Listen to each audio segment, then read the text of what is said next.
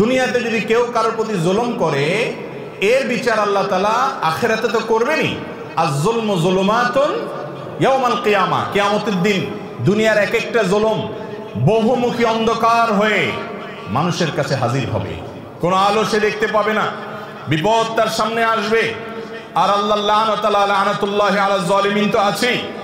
এত কিছুর পরেও মানুষের প্রতি যদি আপনি অবিচার করেন, জুলুম করেন, দুনিয়াতে আল্লাহ নগদ শাস্তি দেন। একটা কথা আমি প্রায় সময় বলি, পৃথিবীর ইতিহাসে যত বড় জালিম ছিল আপনি সেটা কাবিল থেকে শুরু করেন। হাবিলের প্রতি কাবিল যে জুলুম করেছে, নিজের ভাইকে হত্যা করেছে, সেই জুলুমের কারণে তার পরিণতি, তার লাঞ্ছনা, তার অপমান, তার শাস্তি, দুনিয়াতে বেইজ্জতি আল্লাহ করেছেন না করেন নাই? প্রকাশ করে দিয়েছেন। ফিরআউন বনি ইসরাইলের প্রতি জুলুম করেছে, দীর্ঘদিন জুলুম করেছে, নিজেকে রব দাবি করেছে। আল্লাহ রাব্বুল আলামিন কিছুদিন ছাড় দিয়েছেন। আল্লাহ বলেছেন ওয়ামলি লাহুম ইন্না কাইদি মাতিন, আমি ছাড় দেই, ঢিল দেই, বড়শিতে মাছ ধরার মতো। যদি বেঁধে যায় মাছ তো ছেড়ে দেয় সুতা, মাছ লাফাইতে থাকে, মনে করে আমাকে তো ছাড়াই দেওয়া আছে, কেউ তো টানতেছে না। আল্লাহ সবসময় টানেন না। ইন্না কাইদি মাতিন, যখন টান দেন সেটা অনেক শক্ত টান হয়, ছুটার কোনো সুযোগ থাকে না। অসংখ্য জালিমকে আল্লাহ পাকড়াও করে আমাদের চোখে আঙ্গুল দিয়ে দেখায় দেন, কিন্তু আমরা তারপরে বুঝি না। ফিরআউনকে আল্লাহ তাআলা পাকড়াও করেছেন না করেন নাই? এরপরে আপনি দেখেন জুলুম অবিচার যখন আবু জাহাল আবু লাহাবরা করেছে, আল্লাহ তাআলা ছাড় দিয়ে রেখেছেন। বহুদিন করেছে, খেলেছে দুনিয়াতে, আল্লাহ তাআলা পাকড়াও করেছেন। কাউকে একটু পরে ধরেন, কাউকে একটু আগে দেন। ইমানদারদের ইমানের পরীক্ষা করেন, কিন্তু চূড়ান্ত পরিণতিতে জালেম জুলুম করে হাসতে হাসতে দুনিয়া থেকে চলে যাবে, কোনো বিচার হবে না। একজন জালিমের ক্ষেত্রে এটা কোনোদিন সম্ভব হয় নাই, হবে না, হয় নাই এবং হবে না। নবী সাল্লাল্লাহু আলাইহি ওয়াসাল্লামের ওয়াদা, জুলুম, অবিচার, অত্যাচার, লুণ্ঠন এবং দুঃশাসন, অপশাসন, মানুষের প্রতি মানুষকে কষ্ট দেওয়া, এই কাজগুলো যারা করে আল্লাহ তাআলা তাদেরকে দুনিয়াতে শাস্তি দেন, আখিরাতে তো আছেই। আপনি অবিচার করছেন, আপনি কষ্ট দিচ্ছেন, অন্যায় আচরণ করছেন, গায়ের জোর দেখাচ্ছেন, বন্ধু কয়েকজন মিলে গেছে, শরীরে ভাব চলে আসছে। এই ভাবের চোটে যৌবন কাল থেকে কত রিকশাওয়ালা, কত চা দোকানদার, কত বাস কন্ট্রাক্টর, কত কাজের মানুষ, কত গরিব মানুষ, কত দুর্বল, কত অসহায়, কত মানুষকে ধমক দিয়েছেন, ধাক্কা দিয়েছেন, চোখ রাঙিয়েছেন, অপরাধ করেছেন, জুলুম করেছেন, গায়ের জোর দেখিয়েছেন। সবগুলো হিস্ট্রি যদি একত্র করা হয় তো দেখবেন আমল নামার ভিতরে হাজার হাজার জুলুম ভরে আছে। ঠিক না বেঠিক? জটিল একটা বিষয়, জটিল একটা বিষয়।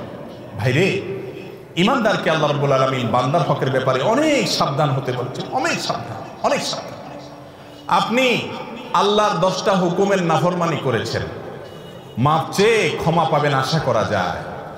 একজন অসহায় মানুষের প্রতি জুলুম করেছেন, ধাক্কা দিয়েছেন, এটা মাপ পাবেন কিনা কিয়ামতের ময়দানে এই আশা খুবই ক্ষীণ। কারণ এটা আল্লাহর আদালতে আল্লাহ নিজে বিচার করবেন না, এটা চলে যাবে বান্দার কাছে। বান্দার কাছে আল্লাহ পাঠিয়ে দিবেন, সে কি বলে দেখো। আর সেদিন এমন একটা ব্যাপার হবে, একজন সাধারণ রিক্সাওয়ালাকে অযথা একটা ধাক্কা দিছেন, 5টা টাকা গায়ের জোরে কম দিছেন তর্কাতর্কি করার কারণে, ধমক দিয়ে একটা মানুষকে অবিচার করেছেন।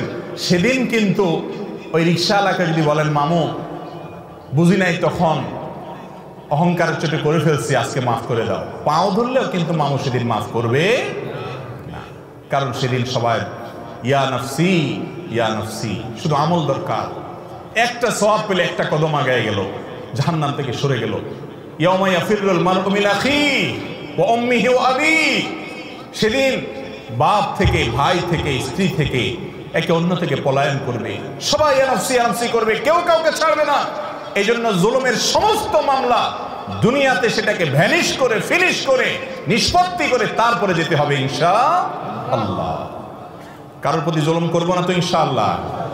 যদি কখনো হয়ে যায়, মাপ চাওয়া শিখতে হবে। ইমানদারের একটা বড় গুণ হলো মাপ চাওয়া।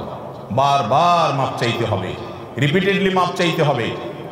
রাস্তায় একজন লোকের সাথে বেয়াদবি করে ফেলেছেন, দোকানদার সাথে বেয়াদবি করেছেন, পরে আপনার ইমানি চেতনা জাগ্রত হয়েছে, কাজটা তো ভালো করি নাই, আমি তো মানুষটার প্রতি অবিচার করেছি। একা একা যান, যে মাপ চাই আসেন। বন্ধুদের সামনে যদি তার সাথে বেয়াদবি করেন, বন্ধুদের সামনে মাপ চাইবেন এবং নিজেকে ছোট করবেন, নিচের দিকে তাকিয়ে থাকবেন। একজন সাহাবী আরেক সাহাবীকে একটা কথা বলে ফেলেছেন। রাসূল আকরাম সাল্লাল্লাহু আলাইহি ওয়াসাল্লাম শুনে কষ্ট পেয়েছেন এবং শাসন করেছেন যে তুমি এই কথা কেন বললে, তার কষ্ট হয় এরকম কথা বুঝে উঠতে পারেন নাই, তিনি বলে ফেলেছেন। সাথে সাথে তার ভাইয়ের কাছে তিনি মাপ চেয়েছেন, এমন মাপ চাওয়া যে মাপ না দিয়ে উপায় নেই। এ হলো মুসলমান। তাহলে কারোর প্রতি জুলুম করবো না তো ইনশাআল্লাহ, এগুলোর জন্য তওবা করবো তো ইনশাআল্লাহ। মনে রাখবো, একটি আচরণ খারাপ হবে আল্লাহর কাছে পাকড়াও হবে। বারবার বলছি, ইমানদারের জন্য করণীয় কাজ, আপনি ইবাদত গুজার করলেন, জিকির আজকার, ওয়াজ শুনলেন, ওয়াজ করলেন, তেলাওয়াত করলেন, দান সদকা করলেন, এগুলো ভালো কাজ করেন, কিন্তু আপনার দ্বারা উল্টাপাল্টা কি হচ্ছে, অপরাধ কি হচ্ছে, সেটা খেয়াল করেন। বহু নামাজি মানুষ আছে দেখবেন, নামাজ কালাম পড়ে, দায়টাই সবই আছে, কিন্তু আইন ঠেলে ঠিকই। তাইলে এই লোকটা বুঝতেই আছে না যে দিনদারি কি, তারে নামাজ কালাম তাকে জান্নাতে নিবে না, সে জানে না। সে জানে না বান্দার হক আল্লাহর হকের চাইতে অনেক ক্রিটিক্যাল, অনেক রিস্কি, এটার জন্য পার পাওয়া খুব কঠিন। এই আইন ঠেলার কারণে তার নামাজে তাকে জান্নাতে নিতে পারবে না, কুলাবে না। এই জন্য আল্লাহর হকের পাশাপাশি বান্দার হকের উপরে সচেতন হওয়া, কোনো মানুষকে জুলুম না করা।